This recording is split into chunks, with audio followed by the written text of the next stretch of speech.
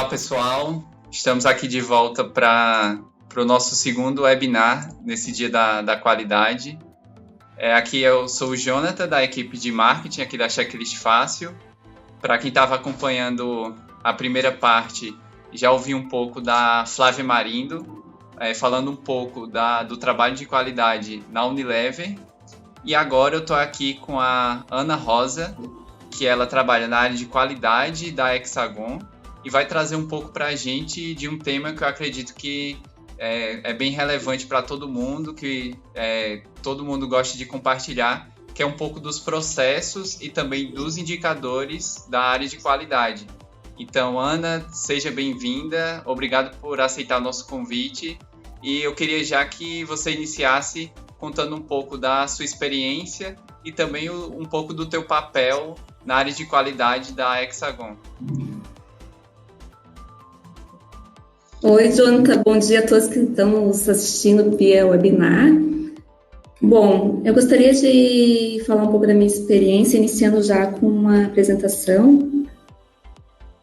Deixa eu compartilhar aqui com vocês. Ok.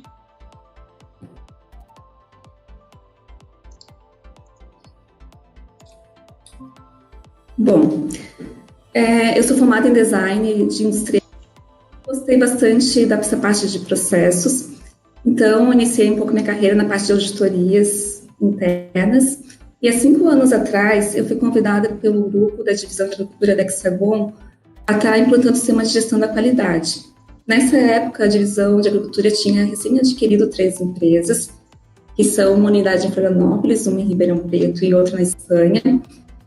E é uma empresa um grupo bastante grande, é o grupo sueco, ele tem mais de 20 mil colaboradores e está presente em mais de 50 países. Então, eu recebi esse desafio nesse momento. E o que a Hexagon faz, né? A Hexagon, ela projeta, comercializa, manufatura e dá suporte a soluções para planejamento, monitoramento e automação de operações no mercado agrícola. Então, basicamente, a gente oferece soluções na área de tecnologia, desde a agricultura até grandes usinas de cana-de-açúcar. Então, nesse momento, eu recebi esse desafio por parte dessa divisão de agricultura para estar implantando sistemas de gestão da qualidade. Hoje, meu trabalho dentro da Hexagon, PDCA, que é bastante conhecido pelo pessoal, essas 3 etapas principais, que é planejamento, avaliação de desempenho e as melhorias. Dentro da parte de planejamento, eu acompanho as ações de planejamento estratégico. Aqui o planejamento estratégico dentro da empresa é revisado anualmente, então eu faço esse acompanhamento das ações para ver se a gente está alcançando todos os objetivos estratégicos traçados para o ano. Eu verifico questões de riscos e oportunidades, que estão durante todo o ano, junto com os gestores, as áreas, junto com a própria presidente da empresa, a gente verifica essas questões de risco e oportunidades que a empresa pode ter. E veja a questão de planejamento de mudanças que podem afetar o sistema de gestão da qualidade como um todo. Na parte de apoio e operação se encontram os principais processos da empresa, os procedimentos sistêmicos. E o que a gente faz? Eu avalio mensalmente como que está essa atuação na parte de cada processo, como que a gente faz a avaliação dos processos da empresa. Através de auditorias internas, que aqui na Hexagon a gente realiza trimestralmente alguma auditoria ou interna ou externa, reclamações de clientes que advêm de algum processo e a questão de indicadores de cada processo. Então, a gente avalia tanto os indicadores que são resultados de cada processo da empresa, como indicadores gerais da qualidade. A partir de toda essa avaliação que a gente faz de cada processo, a gente, em reuniões mensais junto com o presidente da empresa, a gente verifica as necessidades de abertura de não conformidades para ações que necessitam de correção dentro de algum processo, alguma falha observada, algum problema que aconteceu entre interface entre processos, ou ações de própria melhoria que são enxergadas por colaboradores ou pelo próprio gestor da área, para que o processo continue rodando. Então, esse ciclo PDCA dentro da Hexagon, ele roda mensalmente e tem sido bem válido, principalmente desde que a gente implantou o sistema, porque a gente está conseguindo gerar bastante número de melhorias dentro dos processos. Então, o meu trabalho consiste basicamente nessas etapas. Legal, Ana. Obrigado por compartilhar já de cara um pouco dos processos que vocês utilizam aí na Hexagon. Eu queria só relembrar o pessoal que o nosso chat está aberto para perguntas. Então, no final, a gente vai selecionar algumas para fazer para a Ana também. E já para introduzir no nosso tema, Ana, eu queria que você trouxesse para quem está assistindo um pouco de como você e a Hexagon consideram importante a questão de levantar indicadores e também de fazer o mapeamento de processos em si na área da qualidade. Sim, os indicadores de processos, indicadores que a gente monitora, eles são bastante importantes. Uma para a gente verificar o nível de produtividade da empresa e outra para ver qual o nível de qualidade que os nossos serviços ou produtos estão saindo dentro da empresa. Então, os indicadores são fundamentais em qualquer processo, todo processo que a gente tem, que são os principais, que a gente considera que tem que ter o seu indicador para medir o seu resultado. Para a parte de mapeamento de processos, a gente segue a metodologia do diagrama de tartaruga, porque com ele a gente consegue observar os principais pontos necessários para cada processo dentro da empresa. Então, o que é considerado os processos principais, né? Os processos principais são aqueles como comercial, parte de projetos, parte de produção, parte de testes, assistência técnica, serviços. Tudo que faz com que nosso serviço ou produto possa atrair o cliente são nossos processos principais da empresa. Então, para cada processo desses principais, se não tem ainda criado, eu recomendo a gente usar sempre esse diagrama de tartaruga, que com ele a gente consegue ter todos os principais pontos bem mapeados. Como que funciona esse diagrama, né? Primeiro ponto mais importante é você definir qual é o objetivo que você tem para esse processo. O que esse processo pretende entregar? Por exemplo, um processo comercial pretende entregar o pedido do cliente, né, que o pedido do cliente e que tenha essa satisfação do cliente. Então, é um objetivo principal, por exemplo, para um processo comercial. Bom, quem que responde pelo processo? Para quem que vai me dizer se aquele processo está funcionando, está ok, está com as etapas bem definidas? Geralmente é o gestor do processo que acaba sendo o dono daquele processo. Bom, a partir da principal e quem que vai responder, o processo, a gente tem que definir quais são as etapas. Por exemplo, para um processo de reclamação de cliente, a minha entrada é um registro de reclamação de cliente. Pode vir via e-mail, via WhatsApp, via formulários online. Então, essas são as entradas. O que a gente espera entregar do processo? E que a reclamação de cliente seja solucionada. Então, é sempre bom observar quais são essas entradas e qual é a saída que a gente espera de um processo. Com isso, a gente pode definir qual vai ser a equipe de trabalho, quem são as pessoas e quais as competências que essas pessoas precisam ter para poder executar o trabalho, né? Então, por exemplo, numa área de projetos, eu preciso ter pessoas capacitadas para estar executando o projeto, né? Desenvolvedores de Java, de Python, algo que seja mais especializado para conseguir executar bem o processo. A partir daí também eu preciso definir bem cada etapa, né? Como que vai funcionar a passagem de uma etapa para outra, que a gente considera que são os procedimentos, ou quais é o procedimento bem detalhado de como vai funcionar aquela etapa. Por que é importante a gente mapear bem como é executado cada procedimento? Porque a gente tem que saber que, independente de quem esteja na empresa, os processos continuem rodando. Então, um processo não pode depender de uma pessoa, o processo tem que funcionar por conta própria. Então, estando cada etapa bem desenhada, bem detalhada, uma pessoa saindo e outra entrando no lugar, o processo vai continuar rodando, não vai travar, não vai atrapalhar. Então, por isso que cada atividade sempre tem que estar bem detalhada como ela é feita. Depois de a gente ter mapeado o que cada etapa do processo, quem que vai executar cada etapa, a gente precisa saber quais os recursos que eu preciso necessários. E recursos não é apenas o computador, não é apenas uma internet, mas também quais ferramentas que eu posso utilizar para que possa estar melhorando, otimizando o meu trabalho dentro daquele processo. Por fim, tendo tudo isso bem definido, a gente tem que ir para a parte de indicador. O que são os indicadores? O indicador ele tem que medir se o que eu prometi entregar, que está no meu objetivo do processo, está sendo realmente entregue. Então, esse indicador ele é bem importante. Eu geralmente recomendo que cada processo tenha pelo menos 2 indicadores. um indicador que mede o resultado que o processo está entregando e um indicador que mede o esforço que está sendo feito para conseguir que aquele processo rode. Então, o que é um indicador de esforço? Um indicador de esforço é a quantidade de horas, qual o custo para rodar aquele processo, e um desempenho é o que aquele processo está entregando. Por exemplo, a quantas reclamações de cliente eu consegui resolver em determinado mês. Então, é o resultado que eu espero do processo. Então, para processos iniciais que não estão desenhados ainda, a gente usa essa metodologia, Jonathan. Oi, Ana, entendi. A gente teve um probleminha aqui na conexão, mas acho que já está ajustado.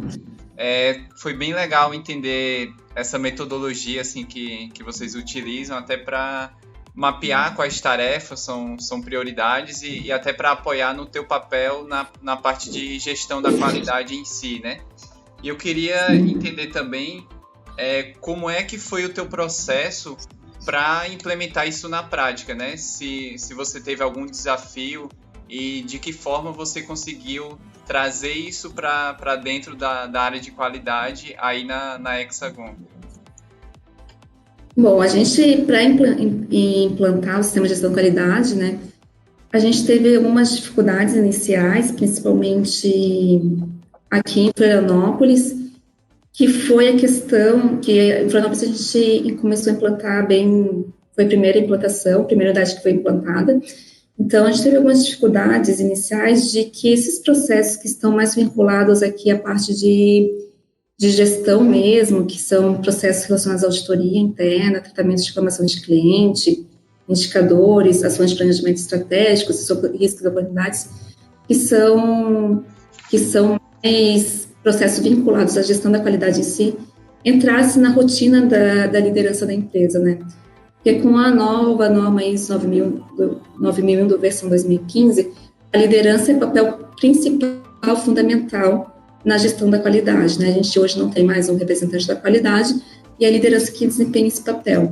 Então, inicialmente, a gente teve bastante dificuldade de implantar essa questão dessas rotinas que estão vinculadas à gestão da qualidade dentro da rotina do dia a dia dos gestores. Hoje já está bem melhor, a gente está conseguindo que os gestores consigam enxergar melhor qual é o seu papel dentro da gestão da qualidade, mas foi uma dificuldade que a gente encontrou inicialmente em Florianópolis. Já em Ribeirão Preto, que foi uma unidade que a gente implantou um pouco mais tarde, que está em processo de implantação ainda, eu não encontrei dificuldade em relação a isso, porque a cultura dos paulistas é um pouco diferente, eles estão mais abertos a mudanças, então a gente conseguiu implantar bem mais fácil. Essas rotinas acabaram entrando no dia a dia dos gestores lá de Ribeirão Preto, mas a gente enfrentou uma dificuldade da unificação de processo. Por quê? Porque nosso sistema de qualidade é um sistema de gestão de qualidade único. Então, esses processos referentes a auditorias internas, a tratamento de reclamação de cliente, indicadores, eles são processos que são únicos, né? Que eles são administrados aqui por Florianópolis. E também processos administrativos, como de RH, infraestrutura, financeiro, compras, eles também são processos que são administrados aqui por Florianópolis. Então, a gente encontrou bastante dificuldade de que esses processos que já estavam funcionando aqui em Florianópolis fizesse parte lá de Ribeirão Preto.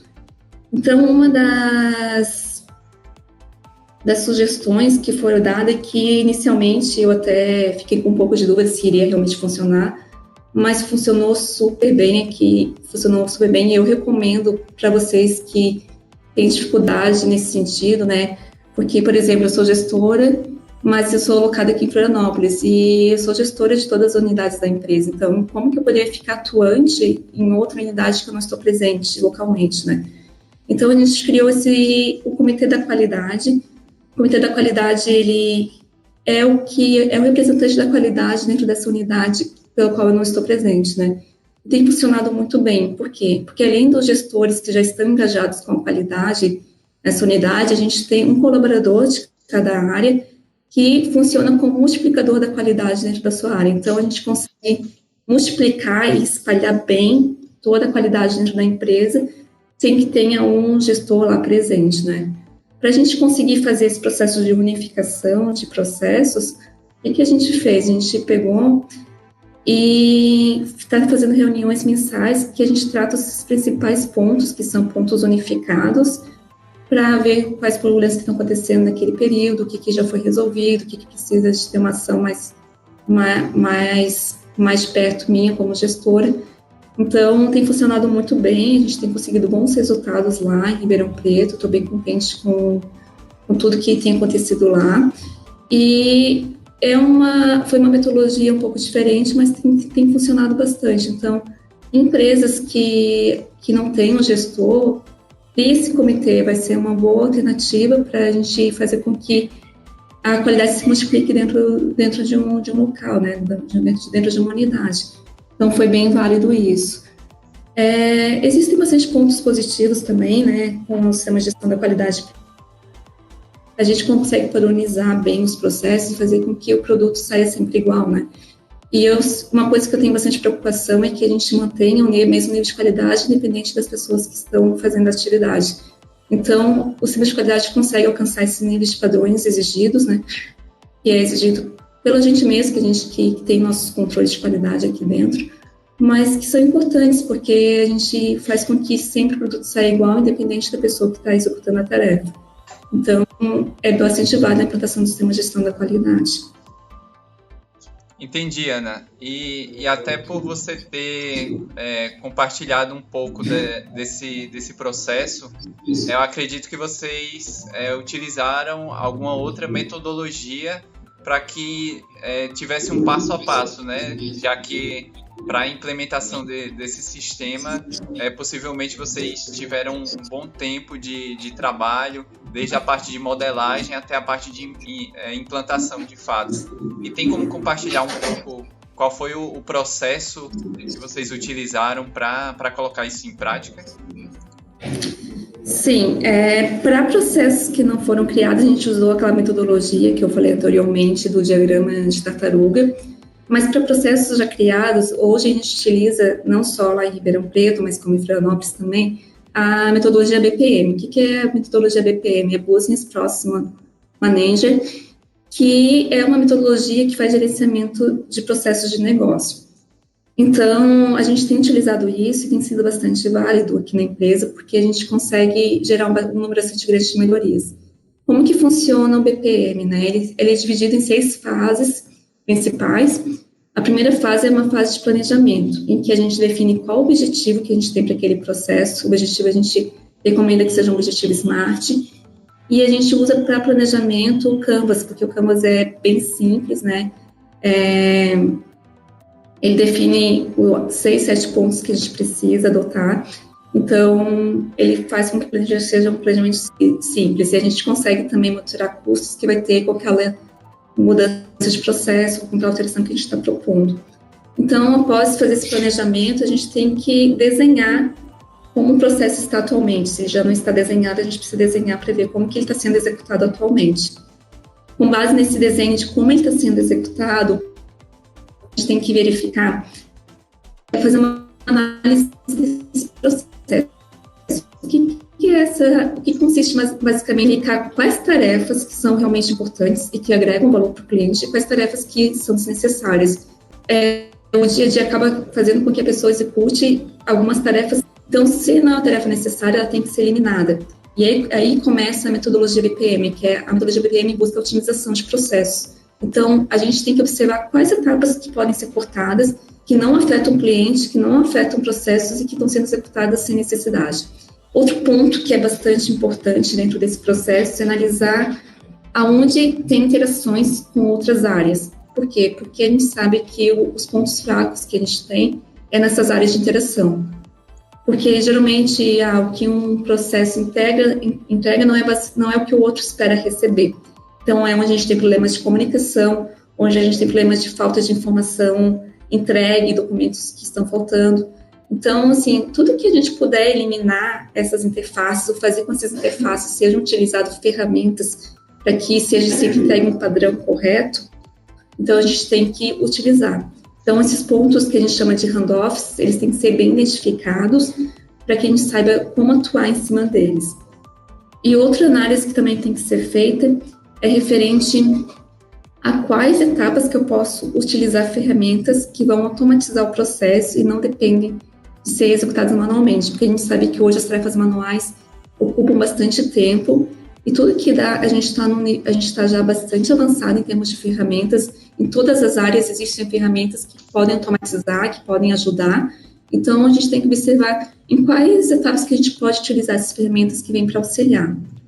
Com base nisso, a gente faz um novo desenho do processo, já com essas alterações, e vai simular isso. Vamos ver com os trabalhadores daquela área, com os colaboradores, se aquela mudança que a gente está propondo vai ser bem aceita, se eles conseguem desempenhar, se ela atende ao objetivo principal que a gente mapeou na parte de planejamento, e a gente vai testar com eles. Então, quem vai responder para a gente se aquela modelagem está ok, se o processo foi desenhado, se aquelas mudanças realmente são mudanças válidas, são os colaboradores que trabalham lá, né? Então, essa etapa de simulação-teste geralmente leva em torno de um mês, mas é aí que a gente consegue obter os resultados que são válidos, né?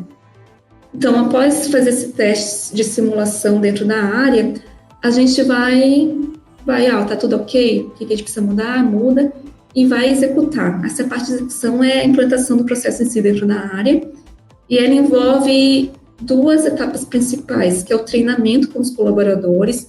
Todos os colaboradores que estão envolvidos, que fazem interface com aquela área, precisam ser treinados, precisam saber como tem que executar, qual ferramenta que ele utiliza, como que ele faz aquela atividade, quem que é responsável.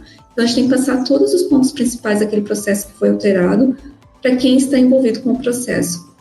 E comunicar, né? A gente tem que comunicar. Às vezes a gente acha que, vou comunicar só o gestor da área, que tá bom. Não, a gente tem que sempre comunicar o máximo de pessoas possíveis, porque a comunicação é a chave de tudo. Então, assim, acontecer uma mudança, comunique. Fale para quem está envolvido, fale para as pessoas que têm direto com sempre comunique, a comunicação é a chave de tudo. Depois disso, a gente tem um monitoramento por meio de indicadores, conforme eu já havia falado. A gente hoje utiliza 2 indicadores para cada processo, basicamente, um que é de esforço e um de resultado. E a gente vai monitorando esses indicadores mensalmente através das reuniões de análise crítica diretamente com o presidente da empresa. Aí que vai surgir o que a gente vai fazer realmente. Porque o indicador ele pode me indicar algo positivo ou negativo. Talvez aquela mudança, aquilo que a gente planejou achando que fosse bom, não foi tão bom assim. Então, o indicador vai me mostrar. Se não estiver tão bom, a gente deve abrir uma não conformidade para tratar ela, através de ações. A gente pode traçar um novo plano de ação, não só lá para Ribeirão Preto, mas ela é constantemente usada aqui em Florianópolis, principalmente quando existem mudanças que não são mudanças pequenas, que são mudanças um pouco maiores, que envolvem uso de ferramentas, novas pessoas para a área, uma alteração um pouco mais drástica que pode impactar em custos para a empresa. Então, a gente faz essa análise de todos os processos que a gente tem aqui na empresa. Entendi, Ana. Deu para ter uma boa noção assim do passo a passo que vocês utilizam dentro dessa metodologia, né? E até um dos pontos assim que eu vi bem importante do que você citou agora é a questão da comunicação, né? Certamente são vários processos que mudaram, várias novidades, e você lida com mais de uma unidade, né?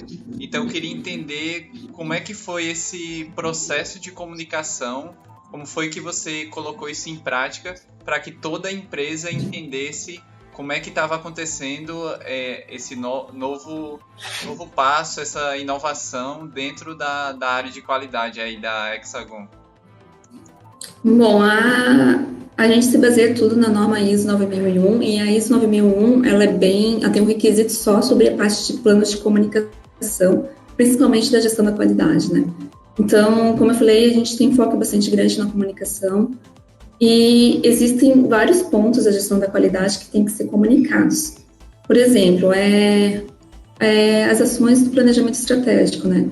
Elas são definidas geralmente entre os gestores e o presidente, mas como que os colaboradores podem saber quais são essas ações? Então, anualmente, o nosso presidente da empresa faz uma apresentação para todos os colaboradores, mostrando quais são as ações.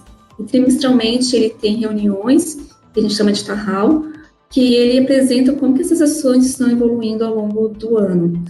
Também, a gente tem comunicações que são feitas via e-mail mesmo, e através de cartazes, e agora, hoje até, inclusive no Dia Mundial da Qualidade, a gente lançou um vídeo que mostra não só políticas, objetivos da qualidade, porque a gente tem que divulgar, tá, pessoal? Essa questão de objetivos da qualidade tem que estar muito embutido isso dentro de cada colaborador, como ele pode contribuir, como que ele pode ajudar dentro da sua atividade com os objetivos da qualidade. Então, a gente lançou hoje, no dia de hoje, um vídeo que mostra não só os objetivos e a política, mas ele demonstra todas as melhorias que foram feitas esse ano. E, por incrível que pareça, a gente não para pensar, mas existem muitas melhorias efetuadas, né? A gente não conseguiu nem listar todas, porque foram bastantes. E a gente, no dia a dia, não percebe que as melhorias foram feitas. Então, assim, uma sugestão que eu dou para quem de qualidade, tente montar esse vídeo, porque ele vai, além de engajar os colaboradores, ele vai contribuir para mostrar o que a empresa tem feito, né? Então, é uma maneira bem legal, bem diferente de estar comunicando algumas questões que são um pouco mais chatas de comunicar, que político, objetivos é um negócio que se a pessoa não lê, a gente não tem como comunicar. Então, mostra através de vídeo, que é uma maneira que hoje o pessoal tem usado bastante e que funciona bem. Legal, né? Uma boa dica aí para o pessoal já preparar como vai comunicar, né, tudo que acontece aí na área de qualidade. Mas até voltando lá no ponto do BPM que você citou, teve um outro ponto de destaque que foi sobre as não conformidades. Então eu queria entender como é que hoje, dentro desses processos de qualidade, vocês lidam ou gerenciam as não conformidades quando algo é encontrado. Sim, como eu falei, né, essa questão de não conformidades, quando é uma unidade só, você fazer a gestão de forma manual é ainda viável, mas quando a gente tem diferentes unidades, isso fica praticamente inviável fazer de forma manual. Então, a gente utiliza aqui na Hexagon uma ferramenta de gestão de tarefas, que ela auxilia nessa questão de não conformidades. Por quê? Porque além da gente designar quem que é o responsável pela não conformidade, o gestor que vai responder, ou o colaborador que vai estar atuando em alguma ação de não conformidade, ela ajuda a gente a cobrar isso de cada colaborador através de e-mails. Então, toda essa etapa de cobrança é feita de tudo de forma automática. Eu, como gestora, eu estou utilizando atualmente as sprints, que são as tarefas que têm que ser realizadas durante a semana. Eu faço sprints semanais e mando via e-mail uma apresentação mostrando tudo que cada pessoa tem que fazer naquela semana para que o sistema de gestão da qualidade rode. Então, isso tem funcionado bem, porque, para vocês verem, né, a gente tem cerca de 60, 70 ações só de não conformidades rodando, então, todo mês, né? Então, a gente tem que ter um controle bastante grande em cima delas, para que também elas sejam resolvidas rápidas, porque uma não conformidade criada, ela não pode ficar 6, 7 meses aberta, ela tem que ser resolvida. Então, a gente tem um prazo de 3 meses para conseguir resolver tudo, né? Então, isso tem que ser feito.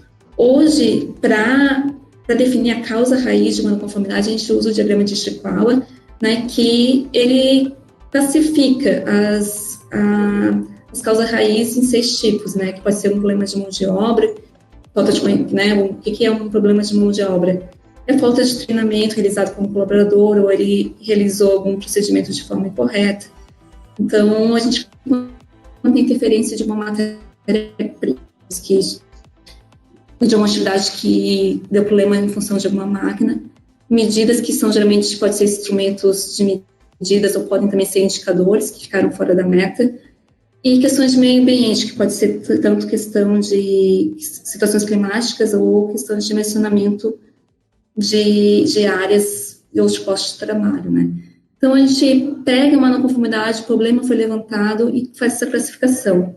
Hoje, essa classificação da causa raiz é feita pelo gestor da área, que pode pedir um apoio para mim, para auxiliá-lo. Com base nisso, é gerado um plano de ação, e esse plano de ação, então, é acompanhado via essa ferramenta de gestão de tarefas que a gente utiliza aqui na empresa. Eu sou muito adepta a ferramentas, eu acho que a ferramenta vem para auxiliar, né? e hoje só está sendo possível administrar todas essas questões, tanto das ações de melhoria, porque a gente utiliza essa ferramenta de gestão de tarefas, com as ações corretivas em conformidades, e sistema, porque assim a gente tem uma visão geral de tudo que está acontecendo na empresa e consegue estipular os prazos adequados e quem que vai responder por cada uma delas. Então, as ferramentas vêm para auxiliar nesse sentido. Tá, Ana, e até dentro do que você falou desse processo assim, de gestão de não conformidades, existe a parte de treinamentos, né? E eu queria entender se hoje aí na Hexagon você tem algum processo implementado que possa compartilhar com a gente de treinamentos da equipe, né? Dentro desse cenário de comunicar as ações da área de qualidade. Sim, a gente tem trabalhado bastante com treinamentos aqui dentro da empresa, né? Treinamentos focados na qualidade a gente faz trimestralmente, principalmente para os novos colaboradores que estão entrando e que eles possam compreender a gestão da qualidade. Para todo o processo que é alterado, a gente tem um treinamento um pouco mais formal, mostrando que cada etapa, o que foi alterado em cada etapa, quais registros que eles precisam preencher para que a gente tenha os controles de qualidade adequados. E a gente lançou esse ano, junto com o RH da empresa, o Hexagon Game Processos, né? Que eu acho que é uma tendência que o mercado está seguindo e que a gente pode implementar internamente, que são a gamificação de treinamentos. Essa parte de gamificação de treinamentos, ela tem desculpa que está tendo deu uma queda aqui na... Gostaria de falar um pouco sobre esse jogo, porque ele tem buscado a interação de todos os processos dentro da empresa. Cada coisinha que vocês estão vendo aí no tabuleiro, ela representa um processo dentro da nossa empresa. E em cada casinha dessa tem várias perguntas sobre aquele processo, mas que tem interação com outros. Então, assim, a pessoa consegue enxergar que aquela atividade pode interferir em outro processo. Então, e tem as casas laranja, que são casas que têm dinâmicas de grupo e de RH para estar realizando o trabalho em equipe mesmo. Então, a gente buscou duas coisas através desse treinamento, né? Que é a questão de interação e entender os processos da empresa como um todo e também buscar o trabalho em equipe. Então, ele tem sido bastante válido, a gente já fez esse treinamento com vários colaboradores da empresa, a gente já fez o treinamento com a liderança, e ela tem sido bastante válida para as pessoas conseguirem entender e ter uma visão sistêmica da empresa. Mas o que eu gostaria de falar em termos de treinamentos é que a gente sabe que as empresas assim, acabam, às vezes, com um orçamento um pouco mais curto, acabam cortando treinamentos externos, né? E às vezes a gente fica um pouco frustrado com isso, porque a empresa cortou e a gente não tem treinamento, não é investido em colaboradores. Mas a gente tem grandes talentos dentro de cada empresa, né? Tem talentos que podem estar nos ajudando com o uso de ferramentas básicas, como Excel hoje, pode estar nos ensinando uma outra linguagem que a gente não conhece, como Python, que pode estar nos auxiliando também com conhecimentos como organização de tempo, organização de tarefas. Então, a gente tem pessoas competentes dentro da empresa que podem estar ministrando esses treinamentos. Então, eu sou bem adepta ao uso de treinamentos internos, porque a gente tem que divulgar o conhecimento organizacional da empresa, né? É um próprio requisito da própria norma, mas a gente também consegue fazer os treinamentos, realizar coisas que são bem legais para todos, de uma maneira bem mais barata. Então, eu sou bem adepta, a gente está trabalhando bem fortemente isso com o RH da empresa, para estar cada vez trazendo mais treinamentos e tratar treinamentos mais dinâmicos, não tão só apresentações, que às vezes as apresentações acabam ficando meio cansativas, mas trazer algo mais inovador através de jogos. Então, a gente tem trabalhado nesse sentido em termos de treinamentos. Legal, Ana, bem legal compartilhar, até porque esse ponto da gamificação também é uma tendência, né? Não só na área de qualidade, mas em todas as frentes da empresa, um dos fatores importantes hoje para engajar os profissionais.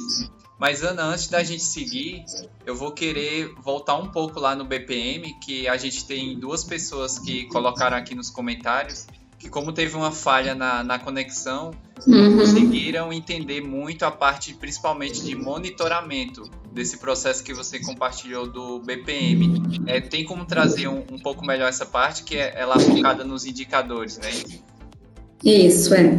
Essa parte de monitoramento são os indicadores. A gente divide, então, em 2 indicadores, pode ter até mais, né? Mas geralmente são 2. Um que verifica o resultado. E o que é esse do resultado? É o objetivo que eu tracei aqui na parte de planejamento, né? Aqui no planejamento eu tracei um objetivo para aquele processo. Então, será que eu estou alcançando esse objetivo? Então, um indicador que mostre se o objetivo inicial foi alcançado. Por exemplo, né, vamos dar um exemplo para ficar um pouco mais prático. Na questão, por exemplo, de reclamação de clientes. Meu objetivo é que eu tenha pelo menos 2% de reclamações de clientes todo mês. Então, eu vou monitorar isso nesse meu indicador de resultados, né? Quantas reclamações que eu estou recebendo com base nos meus clientes atuais que eu tenho? Então, a gente faz algum levantamento de indicador, né? Quantas reclamações dividido por número de clientes ativos e verifica se está alcançando aqueles 2%. Então, é uma maneira de a gente observar se o que eu planejei para o processo, por exemplo, de reclamação de cliente, ele está sendo atendido. E o outro indicador que a gente gosta de monitorar é a questão de esforço. O esforço ele pode ser em questão de custos daquele processo, ou pode ser questão de horas investidas naquele processo. Então, tipo, o processo de reclamação de cliente, quanto que está custando hoje para a empresa, né? Então, a gente pode estipular uma meta. Eu quero gastar 20 horas por mês em resolução de ações para reclamação de clientes. Eu estou alcançando esse objetivo? Eu estou gastando 40 horas. Por que eu estou gastando 40 horas para resolver questões de reclamação de clientes? Então, a gente pode atuar dentro dessa frente. É muito importante a gente ter bem definido, dentro dessa parte de indicadores, essas metas, porque a gente vai medir, né? É ela que vai me dizer se eu tenho que tomar uma ação corretiva ou se eu tenho que tomar uma ação de melhoria em cima dessa meta. Então, a gente sempre tem que estudar o histórico daquele indicador, né? Por exemplo, quantas reclamações que eu já recebi ao longo de toda a minha vida, para fazer um indicador mais coerente com a realidade que a gente vive.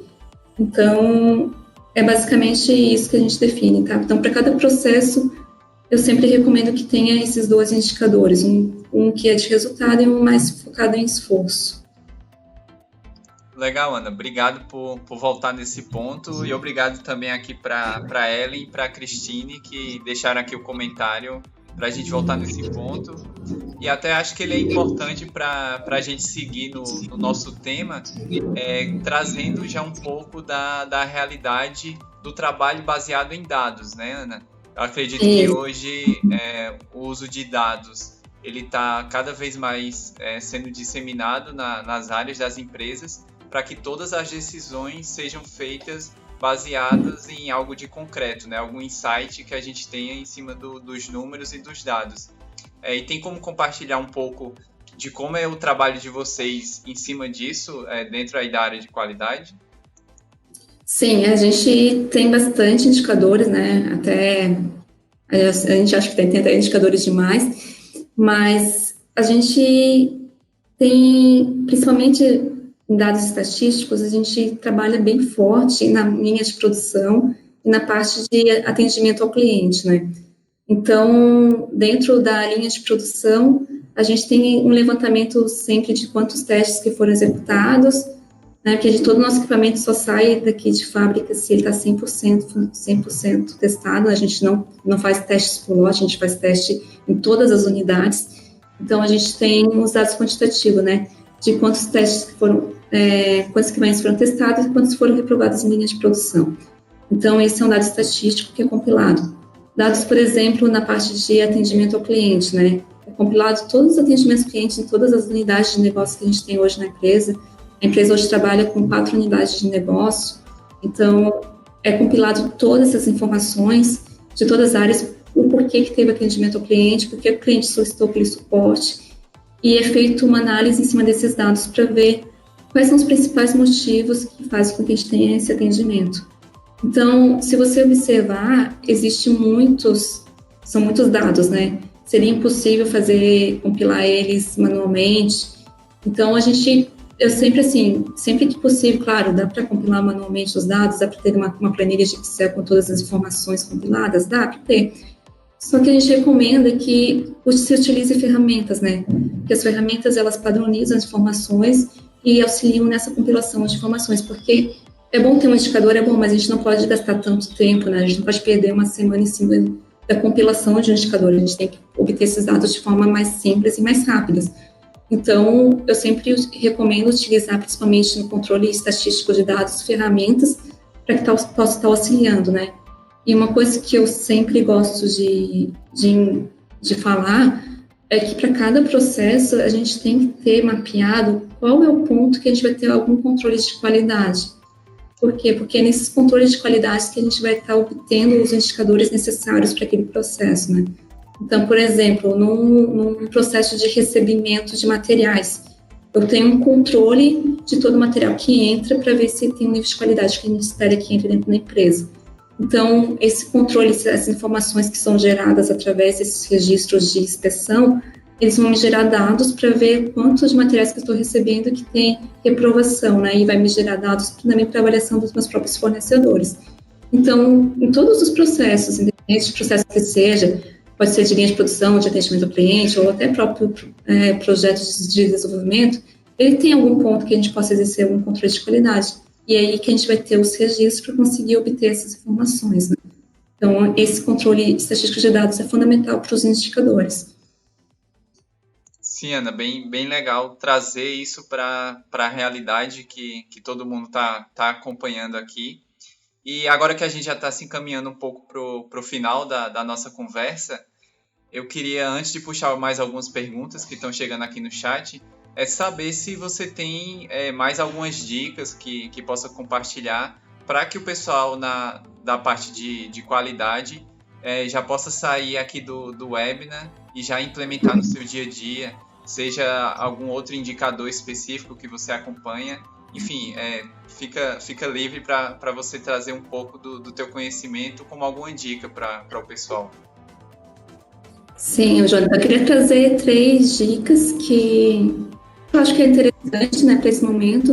A primeira delas é sobre os próprios indicadores, porque a gente está finalizando o ano, e ano que vem a gente provavelmente vai ter revisão de novos indicadores, ou vai ter que criar novos indicadores, né? Então, quem trabalha na qualidade sabe que agora o final do ano é bem corrido, porque a gente tem essas definições necessárias de indicadores. Então, o que eu recomendo é que você sempre busque indicadores mais simples possíveis. Não tente fazer um indicador muito complexo, porque vai ser difícil de compilar as informações, vai ser difícil de que os colaboradores compreendam aquele indicador. Então, tente ser o indicador mais simples possível, mais compreensível possível para todos que possam estar olhando ele. Outra coisa, o indicador ele tem que estar independente da área, tá? Pessoal que vocês trabalham, que são gestores, independente da área, você tem que sempre buscar os indicadores que sejam baseados nos objetivos estratégicos da empresa e nos objetivos da qualidade. Ele tem que estar sempre vinculado a esses 2 objetivos, tá? Porque não adianta ter um indicador que não está me trazendo uma informação necessária para ver se eu estou alcançando os objetivos traçados no início do ano. Então, todos os indicadores da empresa eles têm que estar, de certa forma, parecidos para que eles possam me trazer as informações. Se eu estou realmente alcançando o objetivo traçado, tanto estratégico como de qualidade. E outro ponto também que os indicadores têm que trazer essa informação é sobre os 2 pilares que a gente considera da qualidade, né? Que é a satisfação do cliente e a melhoria contínua. Então, esse indicador vai me trazer como resultado a melhoria do meu processo? Ok, então ele é um indicador válido. Ele vai me trazer a satisfação do cliente de alguma forma, eu vou conseguir obter essa informação sobre a satisfação do cliente, então ele é um indicador também válido. Então, assim que crie um indicador que é simples, crie um indicador baseado no objetivo estratégico, no objetivo da qualidade. Verifique se ele realmente está atendendo esses 2 pontos, a satisfação do cliente e a melhoria contínua. Outro ponto também que é importante nos indicadores também é a definição de metas, né? Isso sempre é bem problemático, porque às vezes as pessoas acham, poxa, o gestor definiu uma meta que é impossível de a gente alcançar, né? Ou a gestão da empresa ou a gente mesmo não sabe muito bem como definir qual a meta mais adequada.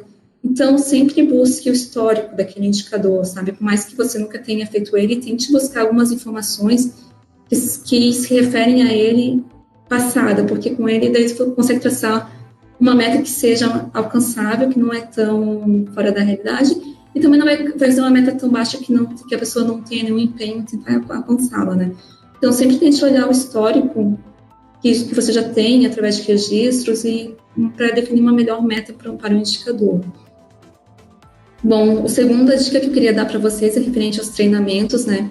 Tente buscar sempre realizar treinamentos internos, converse bastante com o RH da empresa para estar fazendo um plano de treinamento junto com eles, para estar vendo quais pessoas que dá para utilizar, para estar usando como fonte de informação, né? Por exemplo, aqui no PD, aqui de Florianópolis, a gente tem reuniões que eles realizam que mostram o que eles aprenderam com os projetos de lições aprendidas. Então, isso é importante, sabe? A gente está mostrando o que tem aprendido para os outros colegas, até para trazer esse conhecimento organizacional que é bastante importante, né?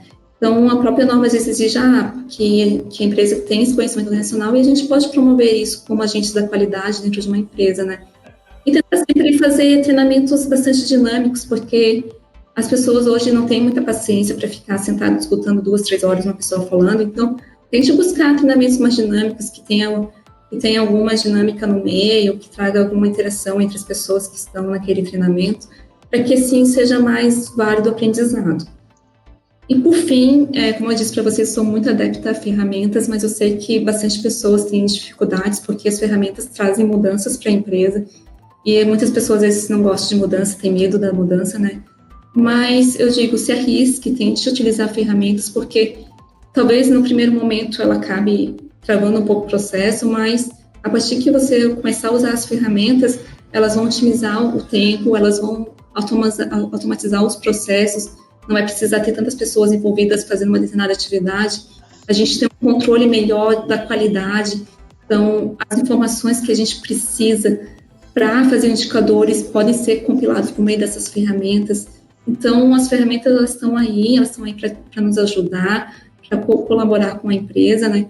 Então, seja adepto às ferramentas, não crie resistência, porque elas realmente estão aí para nos ajudar.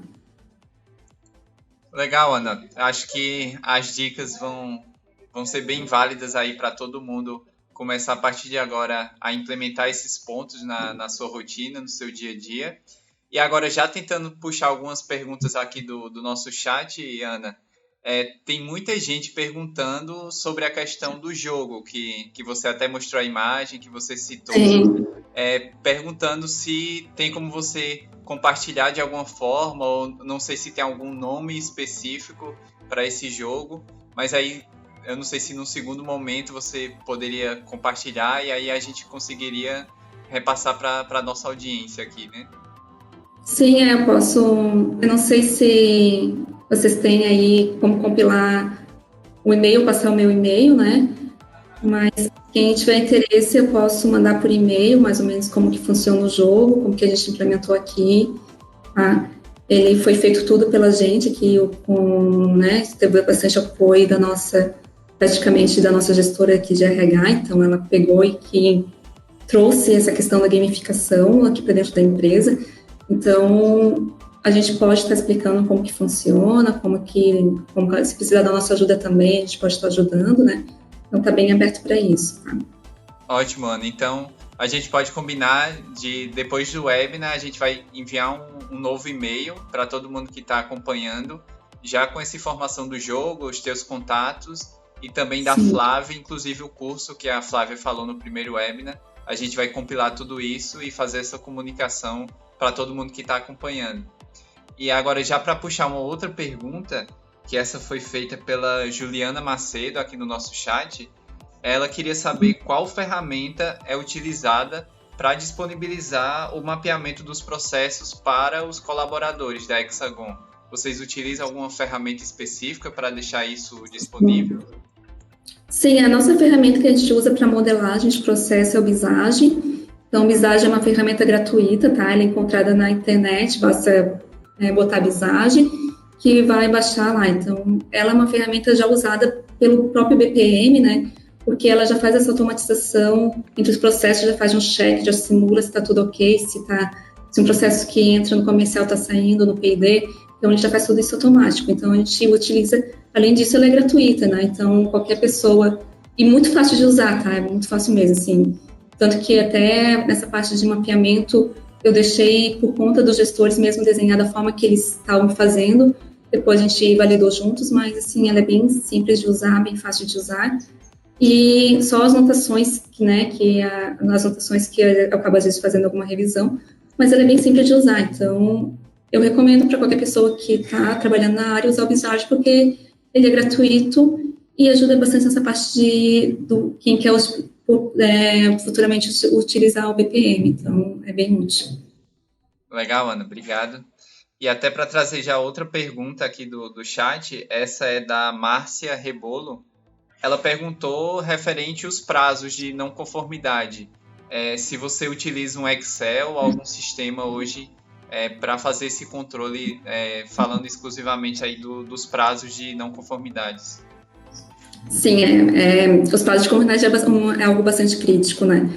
Porque, assim, a gente tem um indicador que mede esses prazos de atendimento de ação de não conformidades, e no início do ano ele estava bem alto, assim, a gente estava com cerca de 80 dias para atendimento de uma ação, em média, né?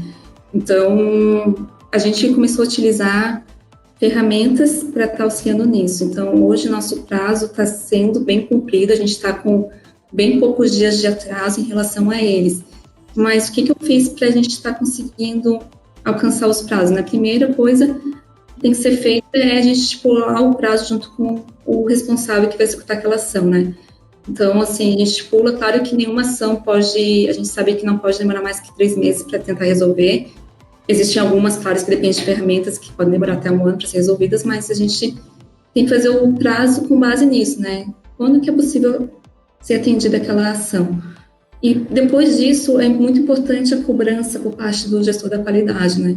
Então, a gente está usando essa ferramenta que faz a gestão das tarefas e que ela faz a cobrança por e-mail, e também eu faço esses sprints semanais, que faz com que eu cobre toda semana a pessoa que tem o que ela tem que fazer. Então, esse sprint semanal faz com que a pessoa se lembre, não, eu tenho que fazer isso essa semana, porque senão vai acabar atrasando, né? Então, os prazos estão sendo bem respeitados depois que a gente tomou essas medidas, assim, a gente não está mais com problemas em relação a prazos. Então, assim, mas a medição dos indicadores referente aos prazos eu ainda hoje faço via Excel, tá? Então, eu coloco todas as ações que estão pendentes, eu exporto dessa ferramenta de gestão de tarefas que a gente tem, eu exporto ela para o Excel e vejo o prazo que foi